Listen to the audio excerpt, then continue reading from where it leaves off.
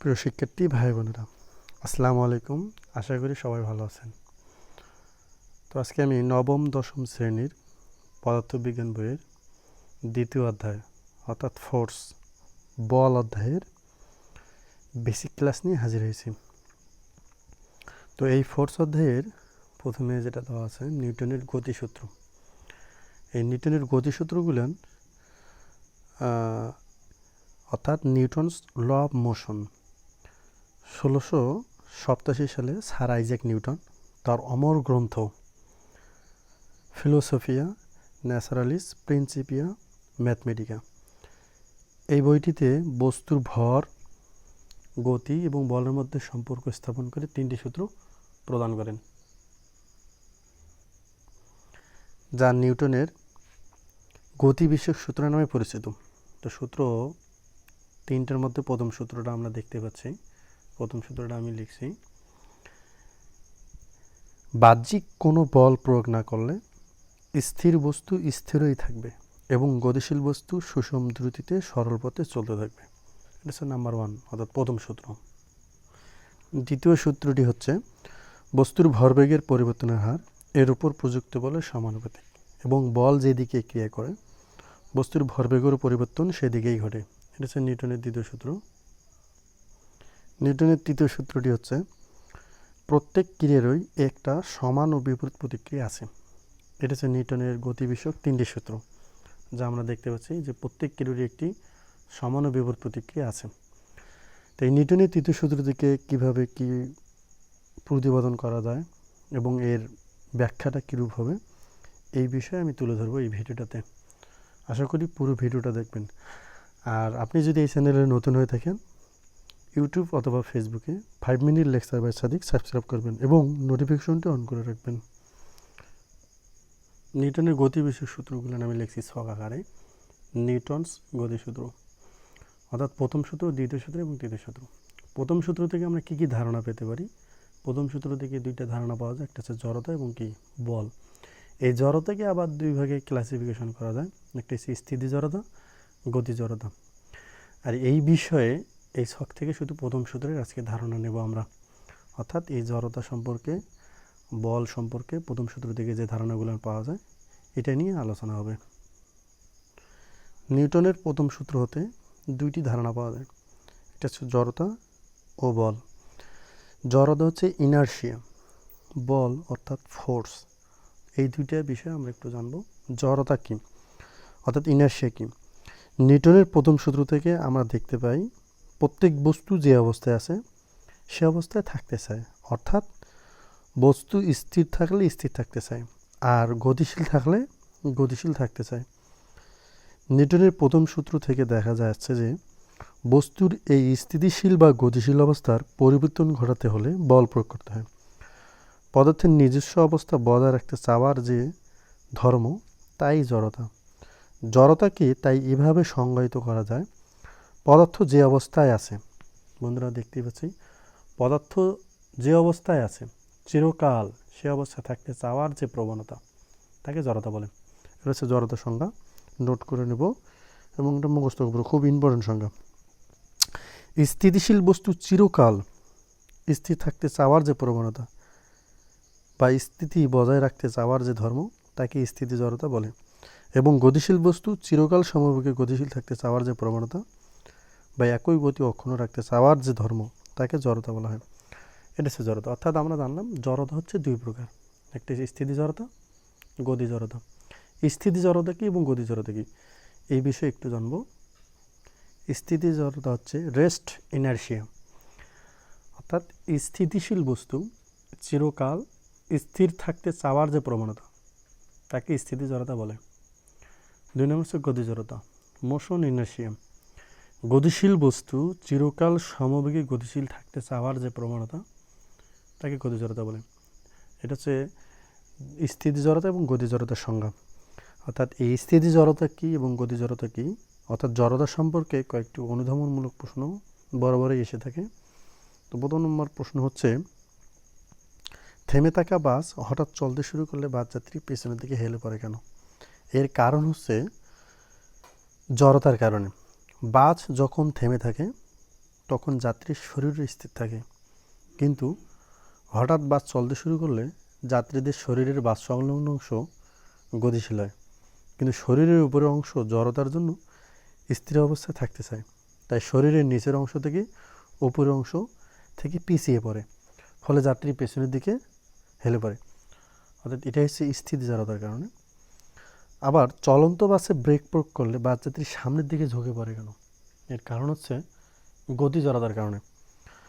অর্থাৎ চলন্ত অবস্থায় বাসের সাথে যাত্রীরও একই গতি প্রাপ্ত হয়, কিন্তু বাস হঠাৎ থেমে গেলে বাসের সাথে সাথে যাত্রীর শরীরের নিচের অংশ স্থির হয়, কিন্তু শরীরের উপরের অংশ জড়তার জন্য সামনের দিকে এগিয়ে যায়, অর্থাৎ গতি জড়তার কারণে।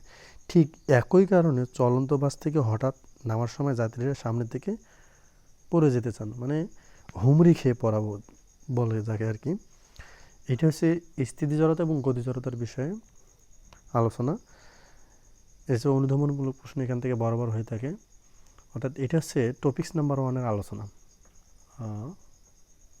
এরপরে আলোচনা দেওয়া হচ্ছে বল, অর্থাৎ ফোর্স কি, যা বস্তুর পরিবর্তন করতে বাধ্য করে বা করতে চায়, তাই হচ্ছে বল। অর্থাৎ নিউটনের প্রথম সূত্র থেকে জড়তা ও বল সম্পর্কে ধারণা পাওয়া যায়। টপিকস নাম্বার 3, বলের প্রকৃতি, নেচার অফ ফোর্স। আচ্ছা, বলের প্রকৃতি এখানে দেওয়া আছে স্পর্শ বল এবং অস্পর্শ বল। আসলে স্পর্শ বল কি এবং অস্পর্শ বল কি, এই বিষয়ে আমরা ধারণা নেব। স্পর্শ বল, দৈনন্দিন জীবনে বিভিন্ন ধরনের বলের সংজ্ঞা আমাদের পরিচয় ঘটে। এদের প্রকৃতিও বিভিন্ন ধরনের। এদের কোনোটি দুইটি বস্তুর প্রত্যক্ষ সংস্পর্শের ফলে সৃষ্টি হয়। আবার এমন কতগুলো বল রয়েছে যেখানে দুটি বস্তুর প্রত্যক্ষ সংস্পর্শের প্রয়োজন নেই। তাই স্পর্শের সংজ্ঞা দেওয়া যায়, দুইটি বস্তুর প্রত্যক্ষ সংস্পর্শের মাধ্যমে যে বল ক্রিয়া করে তাকে স্পর্শ বল বলে। এই স্পর্শ বলের উদাহরণগুলো দেওয়া আছে, ঘর্ষণ বল, টান বল, সংঘর্ষের সময় সৃষ্ট বল। এইগুলো হচ্ছে স্পর্শ করতে হবে। অর্থাৎ যখন আমরা হাত দিয়ে কোনো বস্তুকে ঠেলি বা টানি, তখন আমাদের হাত বস্তুর উপর একটি বল প্রয়োগ করে। এই ঠেলা বা টানা বল হচ্ছে স্পর্শ বল। অর্থাৎ আমাকে স্পর্শ করতে হয় ওই বস্তুর উপর, কেননা হাত ও বস্তুর প্রত্যক্ষ সংস্পর্শের ফলশ্রুতি হচ্ছে এই বল। স্পর্শ বলের উদাহরণগুলো দেওয়া আছে এখানে, এগুলো ভালোভাবে মুখস্থ করতে হবে। অস্পর্শ বল, অস্পর্শ বল হচ্ছে দুইটি বস্তুর প্রত্যক্ষ সংস্পর্শ ছাড়াই যে বল ক্রিয়া করে তাকে অস্পর্শ বল বলে। অর্থাৎ যেমন দুইটি বস্তুর মধ্যে ক্রিয়াশীল আকর্ষণমূলক মহাকর্ষ বল, দুইটি আহিত বস্তুর মধ্যে ক্রিয়াশীল আকর্ষণ বা বিকর্ষণকারী তড়িৎ বল, দুইটি চুম্বকের মেরুর মধ্যে আকর্ষণ বা বিকর্ষণমূলক বল, অথবা একটি চুম্বক ও একটি চুম্বক পদার্থের মধ্যে ক্রিয়াশীল আকর্ষণ বল হলো অস্পর্শ বল তথা দূরবর্তী বলের উদাহরণ। এগুলো হচ্ছে অস্পর্শ বলের উদাহরণ। টপিকস নাম্বার 4-এ দেওয়া আছে সাম্য ও অসাম্য বল, ব্যালেন্সড অ্যান্ড আনব্যালেন্সড ফোর্স। সাম্য এবং অসাম্য বল কি, এই বিষয়ে আমরা জেনে নেব। কোনো বস্তুর উপর একাধিক বল ক্রিয়া করলে যদি বলের লব্ধি শূন্য হয়, অর্থাৎ বস্তুর কোনো ত্বরণ না হয়, তখন আমরা বলি বস্তুটি সাম্য অবস্থায় আছে। অর্থাৎ যে বলগুলো সাম্য অবস্থার সৃষ্টি করে তাকে সাম্য বল বলে। এটা হচ্ছে সাম্য বলের সংজ্ঞা। এটা হচ্ছে সাম্য বলের সংজ্ঞা। অর্থাৎ একটু মনোযোগের সহিত দেখব, চিত্রে দেখা যাচ্ছে যে এমভরের বস্তু একটা ঝুলে রাখছি। চিত্রে দেখা যাচ্ছে একটি গোলককে বা কোনো বস্তুকে একটি সুতার সাহায্যে ঝুলিয়ে দেওয়া আছে। এখন বস্তুর উপর পৃথিবীর আকর্ষণ বল তথা বস্তুর ওজন ডাব্লু খাড়ার নিচের দিকে ক্রিয়া করছে। ডাব্লু খাড়ার নিচের দিকে কী করতেছে? ক্রিয়া করতেছে। ডাব্লুর ওজন অর্থাৎ বস্তুর ওজন যা খাড়ার নিচের দিকে ক্রিয়া করে। আবার সুতার টানটি খাড়া উপরের দিকে অর্থাৎ উলম্ব বরাবর খাড়া উপরের দিকে ক্রিয়া করে। এখানে বল দুটি সমান এবং বিপরীতমুখী, তার মানে বস্তুর ওজন নিম্নমুখী বল এবং সুতার টান খাড়া ঊর্ধ্বমুখী অর্থাৎ ঊর্ধ্বমুখী বল পরস্পর সমান হওয়ার কারণে বস্তুটা ঝুলে থাকবে, অর্থাৎ এখানে সাম্য অবস্থার সৃষ্টি হয়েছে। সুতরাং এটা হচ্ছে একটা সাম্য বল অর্থাৎ ব্যালেন্সড ফোর্স যাকে বলা হবে। তাহলে সাম্য বলের আরেকটা উদাহরণ আমি ব্যবহার করছি, দুইজনে অর্থাৎ এখানে একটা রশি দিয়ে সুতা টানিয়ে দেওয়া আছে, এটা হচ্ছে রুমাল। আর মাঠের একটা দাগ কাটা আছে যে প্রতিযোগী, অর্থাৎ এই পাঁচজন দেওয়া আছে। অর্থাৎ রশি টানাটানি প্রতিযোগিতায় দেখে থাকতে পারো। এই প্রতিযোগিতায় রশির মাঝখানে একটি রুমাল বাঁধা থাকে, রুমাল বেঁধে দেওয়া আছে। প্রতিযোগিতার সময় সমান সংখ্যক প্রতিযোগী রশির দুই প্রান্তে ধরে তাদের দিকে রশিটিকে টেনে রুমালটি তাদের দিকে সরাতে চেষ্টা করে। অর্থাৎ দুই দলই চেষ্টা করবে তার নিজের দিকে অর্থাৎ নিজেদের দিকে এই রুমালটা সরে নেওয়ার। যে দলটি সরিয়ে নিতে পারবে সেটাই প্রতিযোগিতা ঘোষণা করা হবে। প্রতিযোগিতার সমান সংখ্যক প্রতিযোগী রশির দুই প্রান্তে ধরে তাদের দিকে রশিটিকে টেনে রুমালটি তাদের দিকে সরাতে চেষ্টা করে। রুমালটি যদি কোনো দিকে না সরে তাহলে বোঝা যায় দুই দলই সমান বল প্রয়োগ করছে, ফলে রশিটি তথা রুমালটি সাম্যাবস্থায় আছে। যদি রুমালটা যদি এদিক ওদিক না সরে, অর্থাৎ এই যে চিহ্নটা দেওয়া আছে এই চিহ্নের মাঝের উপরে যদি থাকে, তাহলে আমরা বুঝে নেব দুই দলে সমান বল প্রয়োগ করছে। তার মানে এটা হচ্ছে সাম্য বল, দুই দলে সমান বল প্রয়োগ করছে, সাম্য বল। এটা হচ্ছে সাম্য বলের উদাহরণ।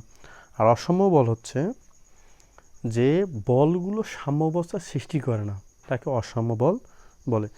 যেমন এই উদাহরণটাতে দেওয়া আছে, যদি উপরোক্ত চিত্রে সুতা কেটে দেওয়া হয়, এই সুতাটা যদি কেটে দেওয়া হয় তাহলে বস্তুর উপরে কেবলমাত্র পৃথিবীর আকর্ষণ তথা অভিকর্ষ বল ক্রিয়া করবে, ফলে বস্তুটি অভিকর্ষ ত্বরণ সহকারে নিচে দিকে পড়তে থাকবে। এখানে অভিকর্ষ বল বা বস্তুর ওজন হচ্ছে অসাম্য বল, এটা সমস্যা। যদি সুতো কেটে দেওয়া যায় সেখানে শুধু অভিকর্ষ বলটাই ক্রিয়া করবে, অর্থাৎ নিচে দিকে পড়বে, অর্থাৎ এখানে ঊর্ধ্বমুখী বলটা এখানে কোনো কাজ করবে না, কেটে দেওয়া হয়েছে। এই জন্য এটা হচ্ছে অসাম্য বল যদি কেটে দেওয়া যায়। আর এটা হচ্ছে অসাম্য বলের উদাহরণ। আর যদি কোনো এক দল বেশি বল প্রয়োগ করে, দুই দলের মধ্যে বেশি বল প্রয়োগ করছে, তাহলে রুমালটা যদি এদিকে সরে যায় তাহলে এরাই বিজয়ী ঘোষণা করবে। তার মানে এই দলের তুলনামূলক কম পরিমাণ বল প্রয়োগ করছে, এই জন্য এরা বিজয়ী ঘোষণা। তার মানে এই দলের থেকে এই দলের শক্তিটা অর্থাৎ বল প্রয়োগটা বেশি হয়েছে, এই জন্য বলছে। আর যদি কোনো এক দল বেশি বল প্রয়োগ করতে পারে তাহলে লব্ধি বল তাদের দিকে ক্রিয়া করে অসাম্য বলের সৃষ্টি করবে এবং রুমালটি তাদের দিকে সরে যাবে, ফলে প্রতিযোগিতায় তারা বিজয়ী ঘোষিত হবে। এটা হচ্ছে অসাম্য বল, অর্থাৎ ব্যালেন্স এবং আনব্যালেন্স ফোর্সের এতটুকু আলোচনা। একটু ভালোভাবে এই থিমগুলো মনে রাখবো, এগুলো নিয়ে পরীক্ষাতে বরাবর এসে থাকে। এরপরে টপিক্সে দেওয়া আছে ভরবেগ, অর্থাৎ টপিক্স নাম্বার 5। ভরবেগ কী, অর্থাৎ মোমেন্টাম কী, অর্থাৎ ভরবেগ বলতে আমরা কী বুঝবো? অর্থাৎ গতিশীল বস্তুর ভর ও বেগের সমন্বয়ে যে ভৌত রাশির উদ্ভব হয় তা হলো ওই বস্তুর ভরবেগ। ভরবেগ বস্তুর ভর এবং বেগের উপর নির্ভরশীল। মালবাহী একটি ট্রাক এবং একটি প্রাইভেট গাড়ির কথা চিন্তা করো। মনে করো দুটি গাড়ি সমদ্রুতিতে একটি নির্দিষ্ট দিকে গতিশীল। গাড়ি দুটি কি একই দূরত্বের মধ্যে থামাতে হবে। কোন গাড়িটি থামাতে শক্তিশালী ব্রেক প্রয়োগ করতে হবে? ট্রাককে, অবশ্যই ট্রাককে, কারণ ট্রাক এবং গাড়ি একই দ্রুতিতে গতিশীল থাকা সত্ত্বেও ট্রাক যে ভৌত রাশি বেশি ধারণ করে তা হলো ভরবেগ। অর্থাৎ কোনো গতিশীল বস্তুকে থামানো কত কষ্টসাধ্য বা কঠিন ভরবেগ হচ্ছে তার একটি পরিমাপ। ভরবেগ বলের সঙ্গে সম্পর্কিত, যা নিউটনের দ্বিতীয় সূত্র থেকে আমরা জানতে পারবো। অতএব এই ভরবেগ বিষয়ে আমি একটু সংজ্ঞা লিখছি। দেখো সংজ্ঞা থেকে আমরা কীভাবে সূত্র তৈরি করব একটু দেখো। কোনো বস্তুর ভর ও বেগের গুণফলকে ভরবেগ বলে। সুতরাং বন্ধুরা আমি সাইড নোটে লিখছি ভর এম, কারণ ভরে ইংরেজি হচ্ছে মাস, প্রথমার্থ করে এম, এই জন্য ভরকে এম দ্বারা প্রকাশ হয়। বেগকে ভি দ্বারা, কারণ বেগের ইংরেজি হচ্ছে ভেলোসিটি, এই জন্য প্রথমার্থ করে ভি, এই জন্য বেগকে ভি দ্বারা। ভরবেগের ইংরেজি হচ্ছে মোমেন্টাম, কিন্তু একে প্রকাশ করা হয়েছে পি দ্বারা, অতএব ভরবেগকে পি দ্বারা। তাহলে কোনো বস্তুর ভর এম, ভরের জায়গাতে এম লিখছি, বেগের জায়গাতে ভি, গুণফল মানে তো গুণন চিহ্ন, এটা তো আমরা জানি, ভরবেগ পি। তাহলে আমরা লিখব কোনো বস্তুর ভর এম, এই যে বস্তুর ভর এম, বেগ এই যে ভি, গুণফল এই যে গুণফল, তাকে ভরবেগ বলে, অর্থাৎ ভরবেগ। অর্থাৎ পি হচ্ছে এমবি, এটা হচ্ছে ভরবেগের সূত্র। এই ভি এর মানটা অর্থাৎ এটা অজানা, অর্থাৎ দেওয়া থাকে না, বরাবর কখনো দেওয়া থাকে আবার কখনো দেওয়া থাকে না। এই ভি এর মানটা আমরা কীভাবে বের করব? সো বন্ধুরা আমি সাইড নোট দিয়েছি, ভি এর মান বের করা যাবে, অর্থাৎ যে সমীকরণগুলো থেকে আমরা ভি এর মান বের করতে পারবো। যেমন 1 নম্বরে আমি লিখছি ভি ইকুয়াল এইচ ভাগ টি, ভি ইকুয়াল এইচ ভাগ টি। আর এটা হচ্ছে ভি সমান ইউ প্লাস এটি, এখান থেকেও বের করা যাবে।